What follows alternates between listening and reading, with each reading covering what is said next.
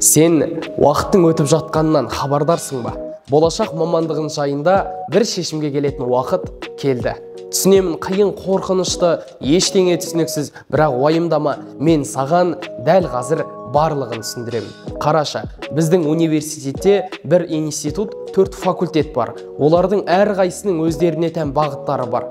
Мысалы, педагогикалық институтты қарастырайық. Біріншіден, ұбт-дан жинау керек ең төменгі ұпай саны 75. Екіншіден, өзің болжап тұрғандай мұнда пән мұғалімдер, тәрбиешілер және де басқа да көптеген мамандықтар дайындалады. Ал енді артықшылықтарын қарастырайық.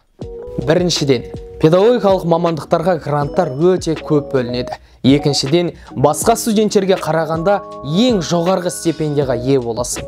Үшіншіден, түлеп шыққаннан кейін мектептерде, оқу орындарында, колледждерде жұмыс істей аласың. Тіпті өз кабинетіңді ашуға да мүмкіндік аласың. Керемет емес пе? Төртіншіден, мұғалімдердің жақсы жалақы алатыны бәрімізге белгілі. Менің ойымша бұл мамандық таңдауда жақсы мотивация. Ең лайықты нұсқалардың бірі техникалық бағытты таңдау. Машина жасау, энергетика және ақпараттық технологиялар факультеті. Мұнда болашақ машина жасаушылар, электриктер, инженерлер, айтишниктер және де физиктер, математиктер дайындалады. Болашақ ғылым данышпандары түлеп шығады деп болжау қиын емес. Оқуға түсу ұпайы ең төмені 50 балдан басталады. Сонымен қатар гранттың шекті балда төмен. Жыл сайын техникалық мамандықтарға гранттар саны артып келеді. Сен көптен күткен дипломыңды қолға алғаннан кейін өмірден өз орныңды міндетті түрде табасын. Білесің бе, техниктар өте сирек кездесетін, бірақ өте құнды кадрлар. Олар кез келген өндірісте және де көптеген ұйымдарға қажет. Айтпақша, біздің университетте оқи жүріп, Сарыарқа Автопром, Агромаш Холдинг, Камлит KZ сияқты ірі кәсіпорындарда, сонымен қатар Kia зауытында тәжірибе алуға мүмкіндігім бар. Біздің факультетте дуалды оқыту жүйесі де қарастырылған. Бұл дегеніміз, сен оқи жүріп, серіктес кәсіпорындарда жұмыс істей аласың. Қос диплом бағдарламасы бойынша Қазан Федералды университетімен, ал студенттерді алмасу бағдарламасы бойынша Оңтүстік Кореядағы Донг-И университетімен серіктес. Болашақта сен де сол жақтарда оқи аласың. Досым, ауыл шаруашылығы ғылымдары факультет жайында не айтсам болады? Гранттық ұпайлар саны 50-ден басталады. Және де мен саған тағы да бір қызық ақпарат айта өтейін.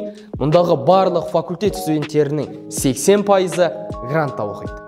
Мұнда агрономдар, ветеринарлар, экологтар, биологтар, химиктер, технологтар және тіпті биотехнологтарды дайындалады. Егер сен университетті бітіргеннен кейін тек қана ауылда жұмыс істеймін десең, онда қателескенің.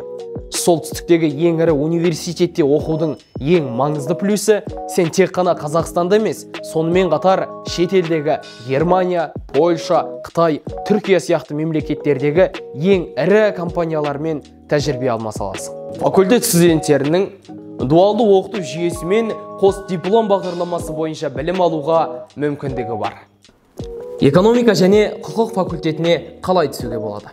Жалпы адамдармен әрі ақшамен жұмыс істеу өте қызықты әрі беделді. Егер де сен осы мамандықты таңдайтын болсаң, автоматты түрде жұрттың баласы атағына ие боласың. Мұнда түсу үшін шекті балдар әртүрлі. Егер сен заң саласын таңдасан, саған 75 балдан кем жинамау қажет. Ал басқа мамандықтар үшін шекті бал 50. Тіпті мұнда гранттар да қарастырылған. 100% гуманитарлық бағыттағы адамдарға әлеуметтік гуманитарлық ғылымдар факультетін ұсынамын. Математика, күрделі есептер және формула дегенді мүлдем ұмытасың. Себебі мұндағы студенттердің өмірі өте қызық. Археологиялық қазбалар, журналистік репортаждар, шетелдік қонақтармен тұрақты кездесулер. Осы қызықтардың барлығын басыңнан өткізгің келсе, ұбт-дан шекті балды жинасаң жеткілікті. Сен енді біздің университетіміздің барлық бағыттарымен таныссың. Таңдау жасау өз қолыңда.